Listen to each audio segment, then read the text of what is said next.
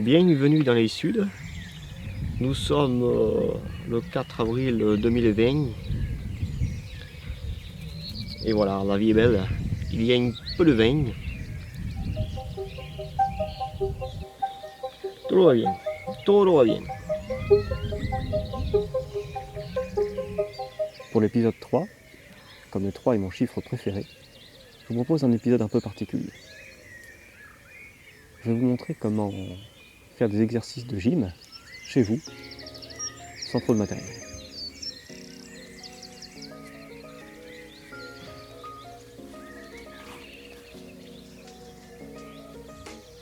Ce qui est bien de faire en premier lieu, c'est du gainage.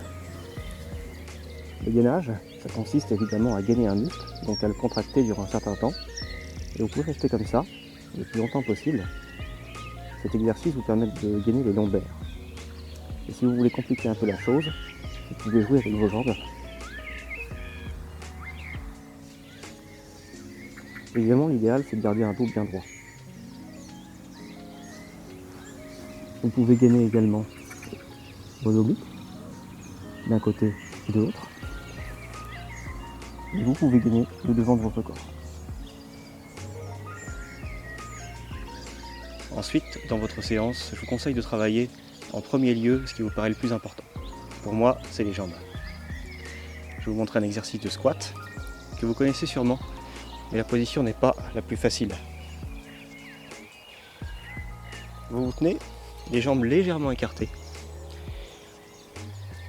Et le but, c'est de descendre premièrement en basculant les fesses vers l'arrière et en gainant vos lombaires. Les genoux ne doivent pas dépasser la pointe des pieds. C'est pour ça qu'il faut bien tirer les fesses de façon à ce que votre poids soit réparti vers l'arrière. Et donc, vous descendez et vous remontez.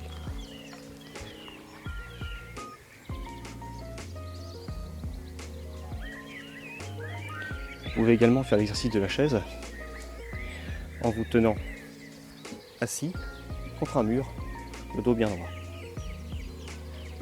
Pour les gens un peu plus agiles, vous pouvez aussi faire des fentes à une jambe en descendant et en remontant sans que la jambe touche par terre. Pour ceux qui désirent travailler les mollets, vous pouvez vous tenir à un pied avec l'autre pied derrière la jambe et lever vos talons.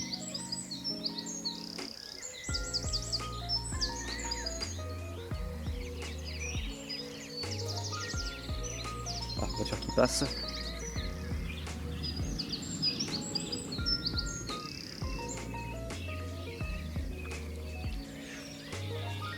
Maintenant, on va monter un petit peu, tout doucement, et on va travailler les fesses.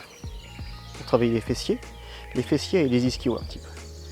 Pour travailler ces muscles-là, vous vous allongez. Vous pouvez poser la tête par terre. Et vous levez le bassin. Essayez de bien le lever, le plus possible.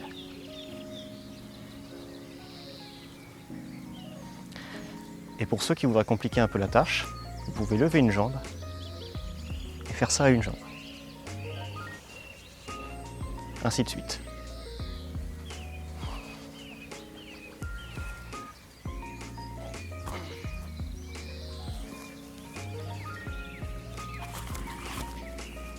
Pour travailler vos fessiers moyens, vous pouvez vous allonger sur le côté, le bassin complètement posé par terre, et lever la jambe comme ça.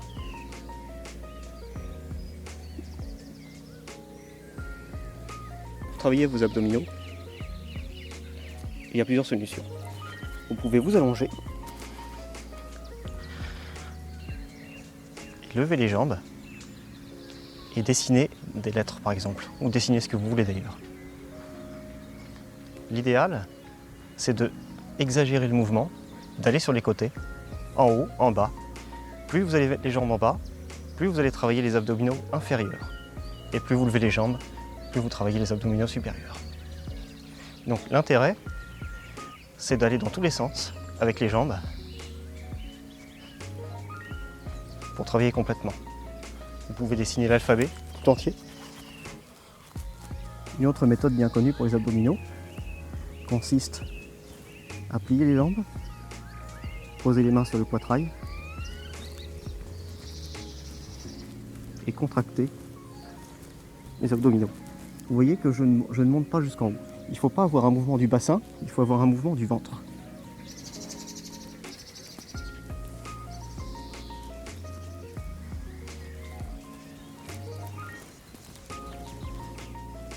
Maintenant, on va travailler un petit peu les épaules. Pour travailler les épaules, vous mettez en position de pompe un petit peu, mais avec les fesses en l'air. Et là, vous faites vos pompes. Vous voyez que j'embrasse l'herbe. Et plus vous allez vous tenir droit en fonction de votre souplesse, plus vous allez travailler les épaules. Évidemment, et c'est bien connu, vous pouvez faire des pompes pour travailler vos pectoraux. L'idéal, c'est que le bassin reste bien droit.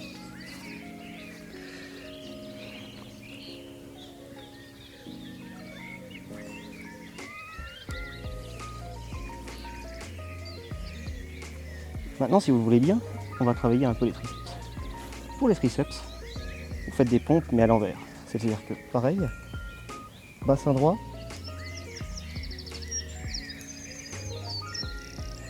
n'hésitez pas à bien serrer les mains, de façon à ne pas trop solliciter les épaules.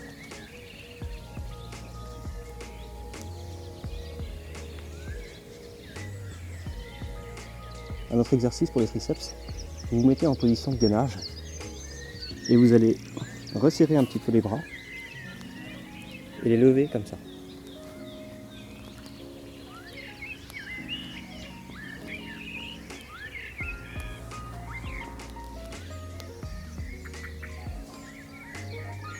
Dernier exercice et non des moindres, on va travailler le dos.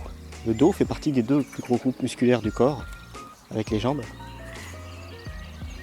Pour cela, vous vous allongez, vous mettez les coudes contre le sol. L'idéal d'avoir une surface un peu glissante. Vous êtes sur un tapis.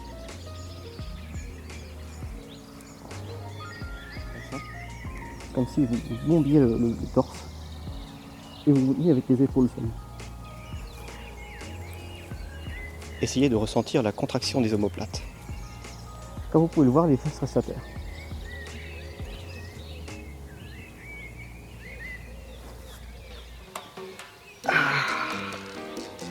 Une fois votre séance terminée, et pour parfaire votre corps d'athlète, n'hésitez pas à vous allumer un bon petit cigare. José El Pieda. J'ai perdu un peu de jambes, moi. Le sport.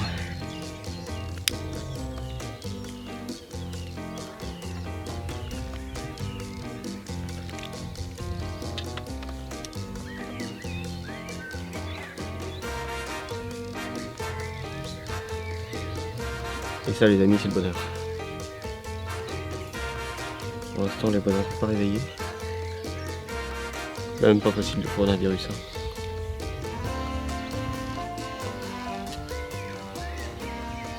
C'est quand même pas facile.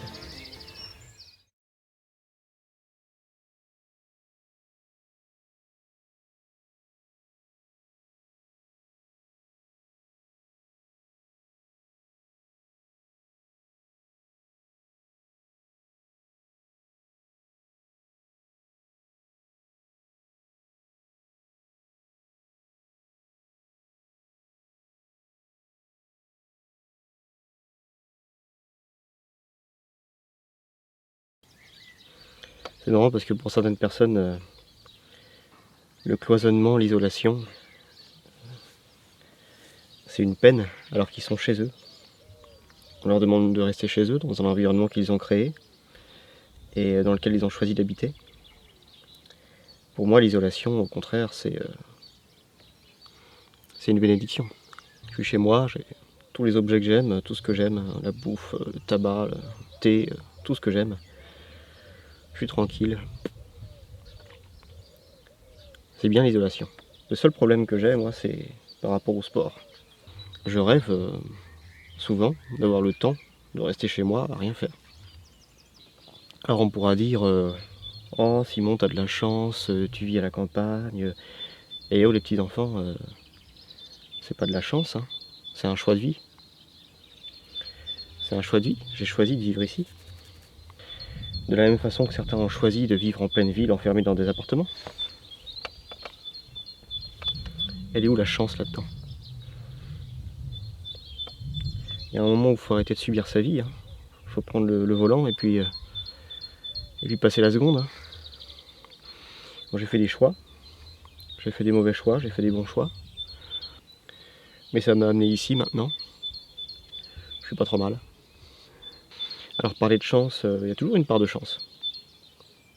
Il y a toujours... Bon, j'ai grandi dans un pays riche, j'ai eu des parents très gentils et généreux, beaucoup de gens qui m'ont aidé dans mon parcours. Donc il y a une part de chance. Il y a aussi une grande part de choix et de décision. Si j'avais voulu vivre dans une grande ville, j'aurais vécu dans une grande ville. Je pense qu'aujourd'hui, il y a certaines personnes qui peut-être remettent un petit peu leur choix en cause. Le choix de vivre une vie urbaine dans un appartement grand comme un clapet à lapin. L'espace, c'est un luxe. Et ça n'a pas de prix pour moi. Ça n'a pas de prix. C'est le luxe ultime. Avoir de la place, être dans la nature,